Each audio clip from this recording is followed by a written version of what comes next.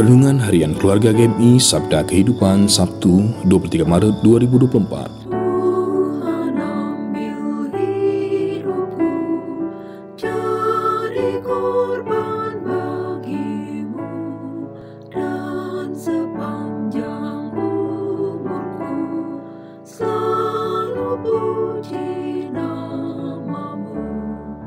Ambil tanganku agar kasihmu menggerakkannya, tata kakiku jalan terarah pada Tuhan.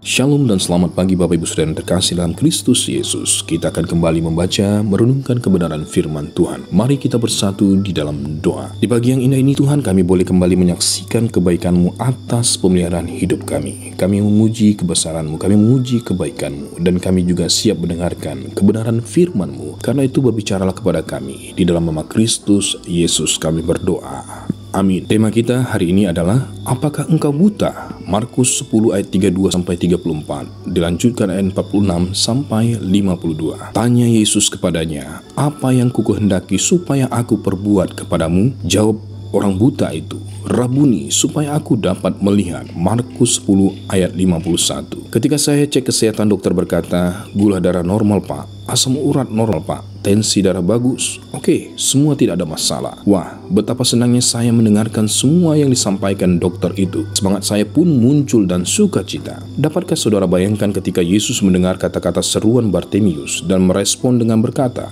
panggillah dia. Mereka memanggil orang buta itu dan berkata kepadanya, kuatkanlah hatimu, berdirilah, ia memanggil engkau. Ayat 49. Bartimius pasti sangat senang luar biasa. Bertahun-tahun ia menunggu supaya dapat melihat warna dunia ini. Bertahun-tahun ia hidup dalam kegelapan. Sukacita kegembiraan yang luar biasa pasti muncul dengan jawaban Yesus yang memanggil dirinya. Responnya refleks. Dia berlari dan melepaskan jubahnya. Ayat 50. Dan Yesus bertanya kepadanya, apa yang ingin aku perbuat bagimu? Yesus bertanya akan kerinduan Bartimius datang kepadanya. Pertanyaan yang indah ini dijawab Bartimius, Rabuni, supaya aku dapat melihat. Kebutaan Bartimius adalah sebuah metafora bagi kita saat ini. Ada banyak orang buta secara rohani sekarang ini. Kebutaan di sini sebagai metafora akan keengganan kita manusia mengenali hambatan dalam mengenal Tuhan, mengenal diri kita, juga mengenal orang lain. Kita belajar dari Bartimius yang mengakui kendala dalam dirinya melalui kebutaannya dan dengan sungguh mengaku ingin pelepasan dari kebutaannya. Meskipun ia mengalami tekanan dari banyak orang, ia berusaha mengakui kebutaannya dengan mencari Yesus dengan jeritan suaranya. Yesus mendengar jeritan suaranya dan bertanya, apa yang engkau ingin kuperbuat bagimu? Jawabnya, aku ingin dapat melihat Tuhan. Di masa prapaskah ini kita diajak merenung, apakah kita dalam kondisi buta? Buta secara rohani. Jika saudara dalam kondisi buta,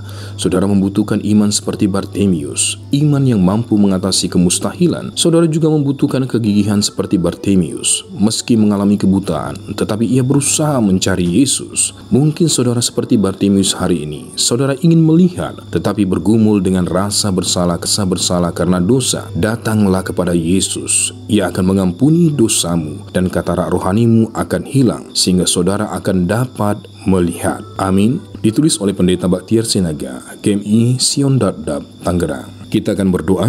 Topik doa kita yang pertama adalah berdoa agar kita dapat melihat kebenaran dan melakukannya. Kedua, persiapan gereja-gereja lokal dalam menyambut Jumat Agung dan Paskah. Ketiga, para pendeta, guru Injil, pengkhotbah warga, dan pelayan lainnya dalam persiapan pelayanan minggu. Keempat, program Badan Penata Layanan dan Keuangan GMI Wilayah 2, khususnya dalam menata keuangan GMI Wilayah 2 dan program pengadaan kantor GMI Wilayah 2. Badan Keanggotaan dan Evangelisasi GMI Wilayah 2. Tuhan Yesus memberkati. Amin.